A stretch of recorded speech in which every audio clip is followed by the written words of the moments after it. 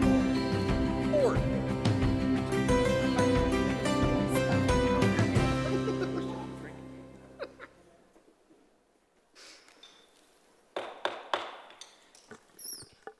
We'll call a Shakopee City Council meeting to order for April 16th, 2024. If you'd please take the roll.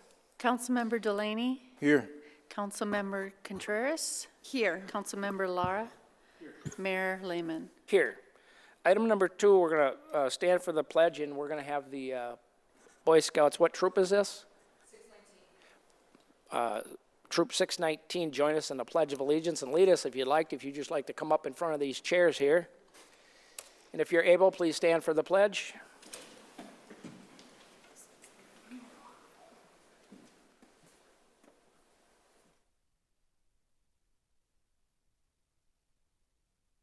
Lead us off. I pledge allegiance to the flag of the United States of America and to the republic for which it stands, one nation, under God, indivisible, with liberty and justice for all.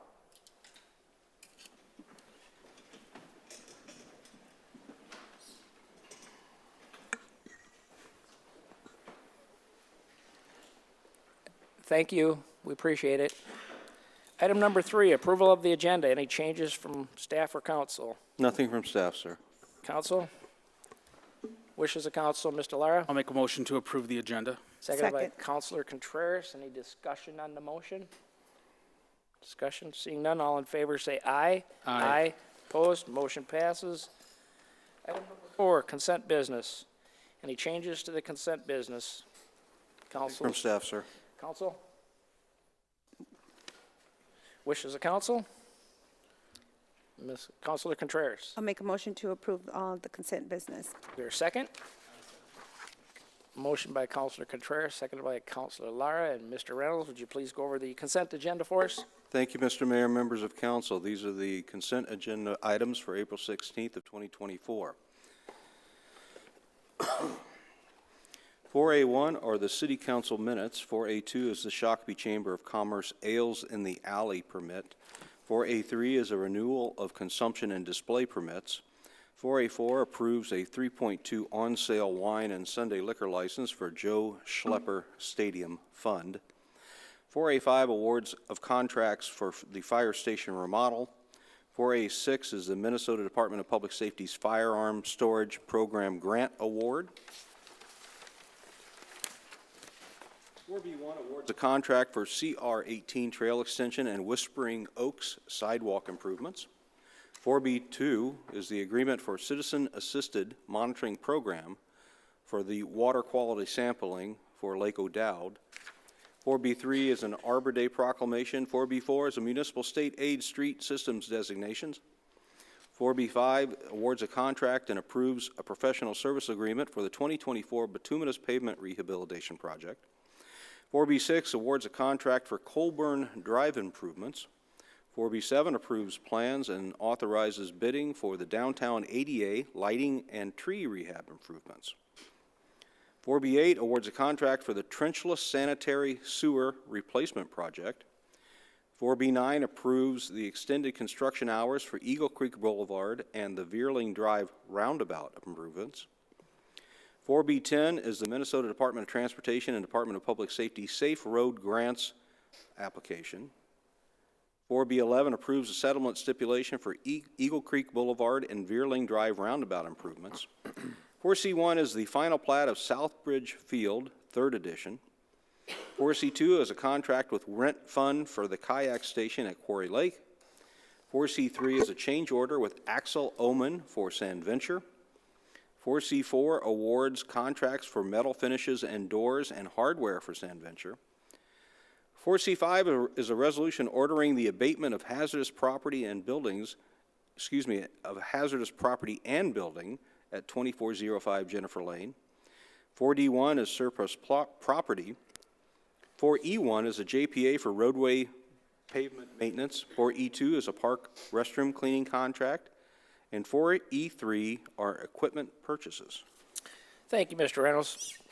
We have a motion and a second. Any discussion on the motion? No. Seeing none, all in favor say aye. Aye. Opposed? Motion passes. Takes us to item number 5.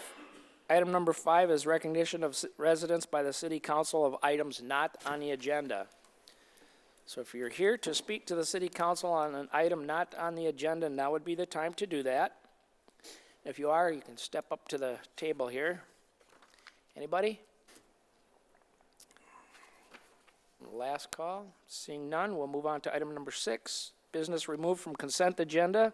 There was none removed from the consent agenda. Item number 7A is a public hearing, proposed vacation of a drainage and utility easement at 2133 Pike Lake Road. Motion to open a public hearing. Mr. Lara? I'll make a motion to open the public hearing. He can have it. Second. Motion by Mr. Lara, seconded by Mr. Delaney. Discussion on the motion. All in favor, say aye. Aye. Opposed? Public hearing is open. Mr. Kursky.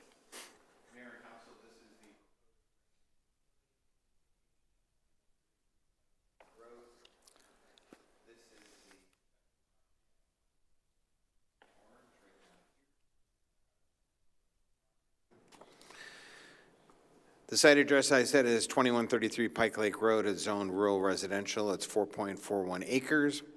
Rob Just, KRB Development, representing the property owners, is proposing to vacate a public drainage and utility easement. The applicant proposes to dedicate a new wider easement 45 feet south of the existing easement to accommodate stormwater drainage in this area. The applicant has provided a draft document for the new easement. The engineering department has been working with the applicant on this request in anticipation of the second phase of Whispering Waters.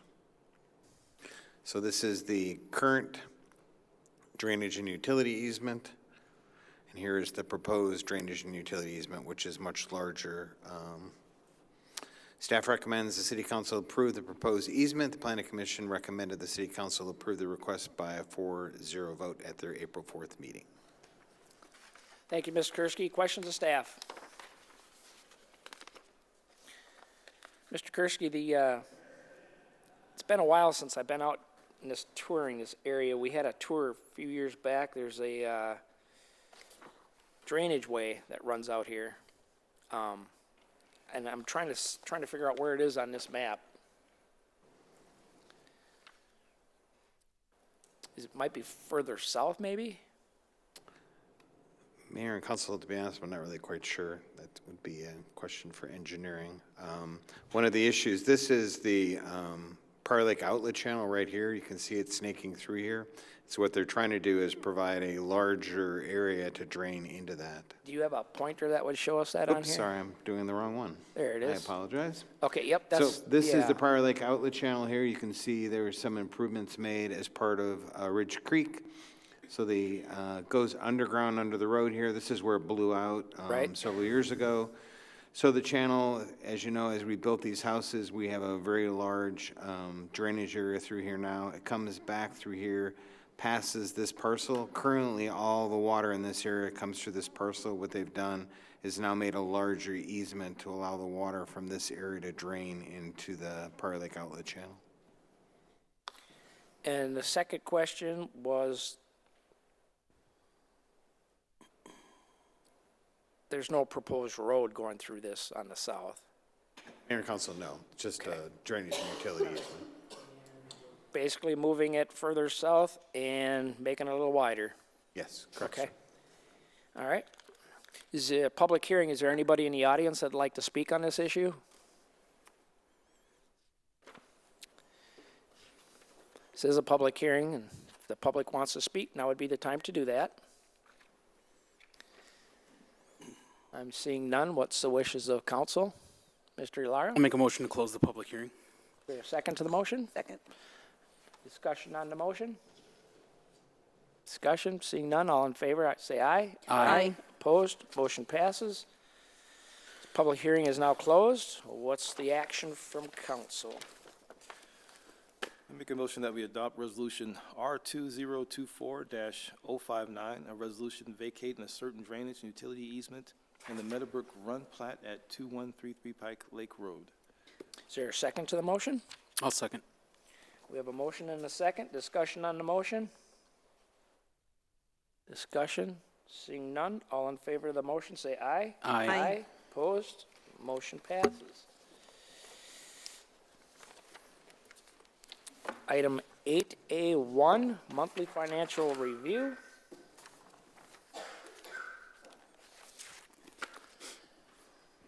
Good evening, Mayor and Director- council members. So tonight I'll be covering the monthly financial report through March. And this will also include the first quarter investment report. So first slide here shows the general fund through March, so we're at about 25% through the year. For revenues, property taxes, and special assessments, as we've discussed previously, they'll remain at zero until we receive the first half tax settlement in June from the county. And then I also mentioned last month, fines and forfeits currently showing as exceeding the budget targets. As part of our agreement with Scott County for the prosecution services, those fines and forfeits are pledged towards paying down the prosecution costs. Due to our auditor's recommendation, instead of netting the revenues or the expenses with the revenues, we're now showing the revenues, the fines and forfeits separately from the expenditures. So that kind of explains that difference. No cost increase, it still nets to be the same amount. And then instead, the prosecution costs are reported within the police department, so just a accounting change. Miscellaneous will typically include our investment income, but we have yet to allocate interest for 2024. We typically wait till the audit's completed and we have kind of final accurate starting balances for the beginning of the year before we make that interest allocation. On the expenditure side, we are within the budget target in total, and I'd also consider each department budget reasonably in line with budget expectations so far this year. Just a couple departments with the green arrows there, street maintenance, obviously a lot less snow removal than expected so far this year, so that would explain kind of that being under where we'd anticipate being at this point of the year, and then unallocated, which would be contingency, which has not been allocated this year. Mr. Reinhardt, did you explain why the taxes is zero? Yeah, so that would be part of that, the property tax settlement. So we receive it in June, and we also receive it in December, so twice a year. And we haven't yet to receive those funds yet this year. Okay.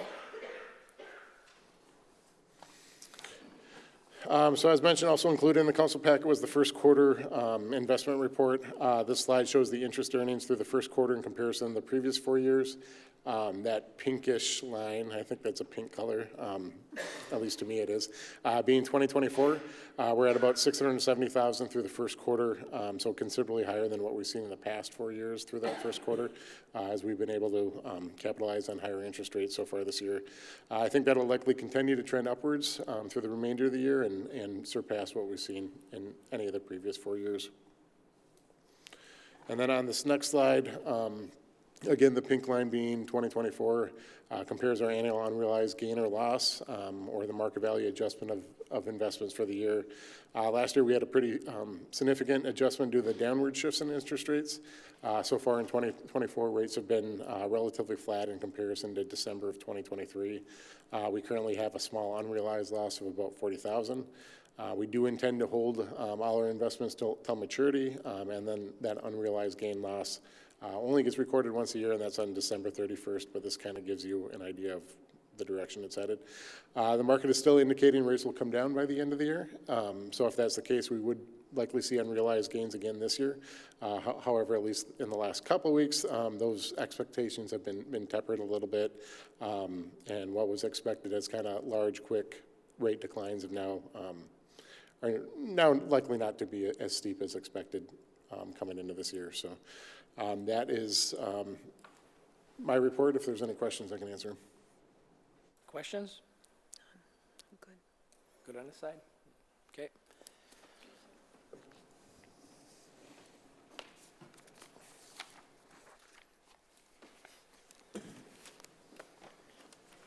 You have anything else, Mr. Reinhardt? No, I'm currently, so this week we're having our audit, so hopefully we'll be able to get results to you on that, in the next few weeks. Then also been working on the long-term financial plan, which I think you'll see at our work session in May. So otherwise, no updates. Very, very good. Any questions of staff? No. We're good. Thank you, sir.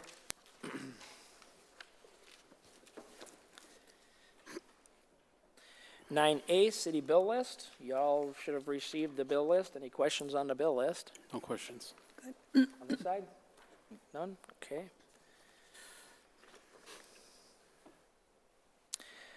9B, liaison reports. Which side did I start with last time? Now, Your turn. all right. Okay, as far as Spuck update, went out for lunch with the general manager, lunch meeting. We talked over potential water treatment sites, talked about the potential gravel pit development. As far as 169 Coalition, I went to visit our representative, Brad Tapke. We talked about transportation. Mr. Delaney, I'm going to pull that mic up to you with that. Sorry about that. Talked to Representative Brad Tapke about his transportation priorities. We talked through rapid bus transit. So I did get a package from Daniel that I'll look through. It's the old transportation study. I'll look through to get some more details on that. Let's see. Daniel is SRF consultant for the 169 Coalition. That is correct. Yeah. Okay? Let's see. Went to a promotion ceremony for our 2 fire department. Our now Joe Simons and our full-time deputy chief, along with Dave Giddings. That was actually first one we went to for the fire department, so it's pretty exciting to be there. Let's see. That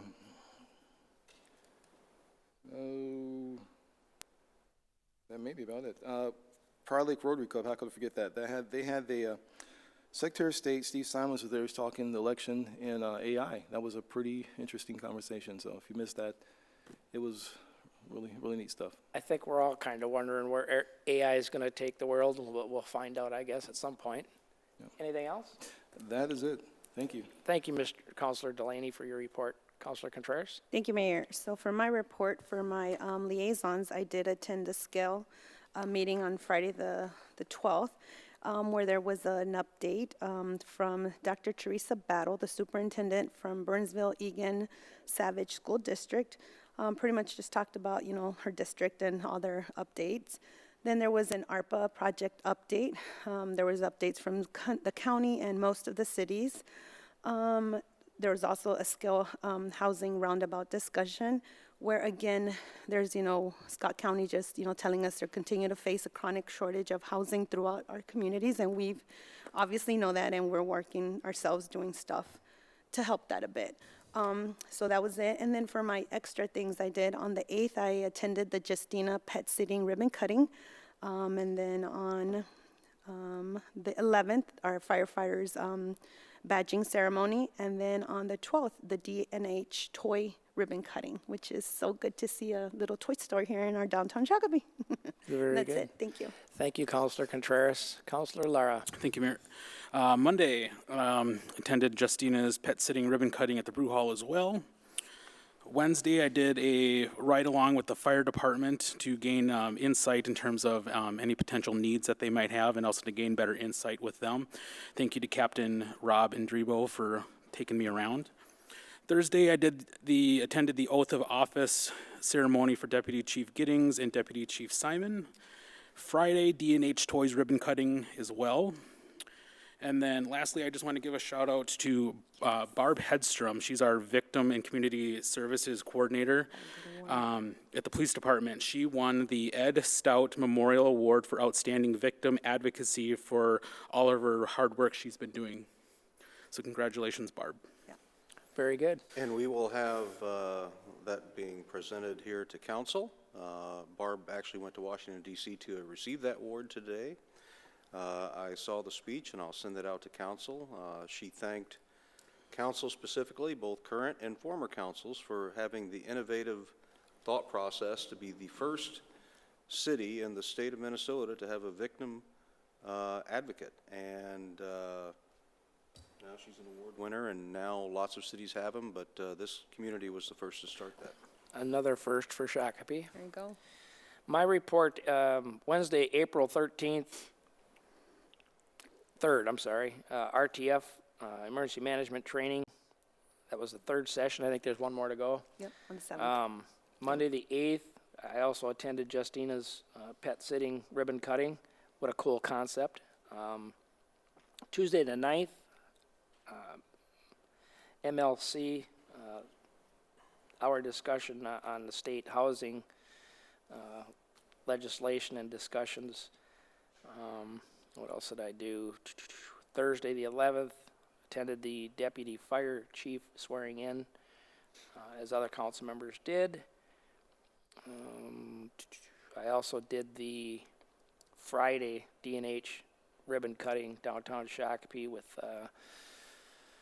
cool little toys and collectibles. The collectible part was pretty interesting because my wife's kind of into that, so there goes the mortgage, right? Yep. That's all I have. Mr. Reynolds? Nothing from staff, sir. Number 10, other business from council members? Just a question. Blaine? Yep, this actually was proposed to me by one of our, actually a couple of residents. When we do it online, do we have any way for people to feedback? Like, we're not doing like a live Zoom meeting. This is basically streamed, so nobody can ask questions or anything during the, I guess, or when we have open questions, or open mic. So any way to So do that? are you asking if they can ask questions from home during a live meeting? Yeah, is there any way we could do that, or has that been? No, there's really not. The only way we would be able to do that is if we had a live Zoom link as well. Several communities have had interesting situations that have arisen from those particular links. I would not suggest that we would do that. But they can always email us and email council, which brings me to a point that I was going to talk about with all of you in the future, but being always wanting to steal good ideas from other communities, last week I heard about a concept called Council Connect, and it's really very simple. It's basically where you can click on one thing and people can submit things to all council members. They don't have to type in each one of your individuals. I'm like, well, that's perfect. So we will roll that out in the future to make it easier for people to communicate to council. But they can always send stuff they can go on the website and all of your emails are there. Staff's emails are there. And if they say that they would like this brought up during a council hearing, it will be a council meeting, it will be made part of the record, and we'll include that. And right now, they can certainly contact any council member or any staff member on particular items of concern if they wish us to, know what their concern is, and if we want to bring it up with council, we can do that. The other problem with trying to do it online is you don't know if they're actually a resident of Shakopee. Yeah. And it's much braver behind a keyboard than it is in person. Yep. Other business on this side? Nope. I have just a small one. As I said, the MLC had a discussion this week that I was a part of, and one of the things I was reading in some of these bills, there's a lot of different bills out there, but one of them talks about cities having 4 times the dollar amount received in housing funds in reserve for housing. So, example that I used in discussion with staff was, so if we received $400,000 to use toward missing middle housing, we would be required to have 4 times 1.6 million of taxpayer money in reserve for that purpose. So we're going to keep an eye on where these things go. There's some not so good things, and probably a few good things in some of these bills, but overwhelmingly we've already had this discussion and passed our resolutions and stuff, so we're all on the same page. But I caught that one, and it kind of concerns me. If that passes, that's going to really change dynamics on. Well, it ultimately becomes a disincentive because Absolutely. frankly, Right. would council want to accept that money knowing that they've got to pledge 3 times that, 4 times. 4 times that? That would be a tough call. That means you'd take the existing naturally occurring affordable housing that you have and having them pay a lot more for houses that ain't built yet. And that's That's hard. Yeah, crazy. It's a disincentive, and I don't think that was well thought through. No. I know that's shocking when we talk about the state legislature. Right. But And the parking issue is still an issue. I did raise the standardized issues that we all approved at that meeting also, so just thought I'd bring that up. Any other business? No? Item number 11? Mr. Jesse. Laura? I'll make a motion to adjourn to Tuesday, April 23rd, 2024 at 6 p.m. That's our fire workshop, fire department workshop. Is there a second? Second. Okay, we have a motion and a second and discussion. I'm remiss because I wanted to point out Shakopee Cleanup Day is Oh, the yeah. 27th of April, Yes, sir. Yep. 7:30, 7 a.m., but 7 a.m. to 11? 7:30 to 11:30? Yeah, 7:30 to 11:30. But if you're Fourth trying Avenue. to get in line at 7, you're already late. Yeah. All right, so we have a motion and a second to adjourn. All those in favor say aye. Aye. Aye. Opposed? We are adjourned.